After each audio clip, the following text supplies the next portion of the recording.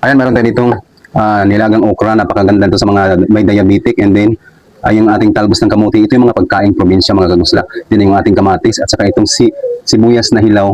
Marami tayong makukuha mga benefits pag kumain tayo ng sibuyas na hilaw.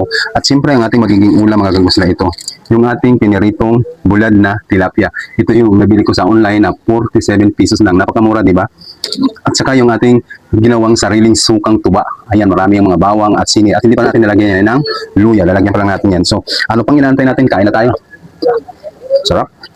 Pagkain probinsya talaga o bukid, masarap talaga. Pausa na ito sa suka. Grabe. Sarap ng ragutla.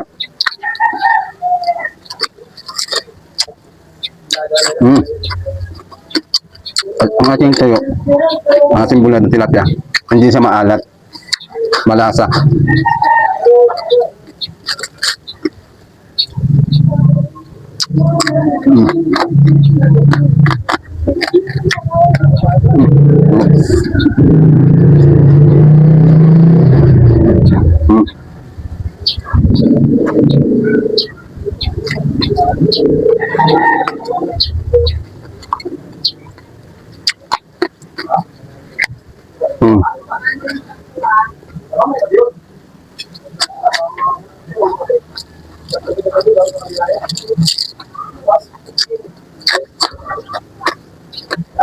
Grabe.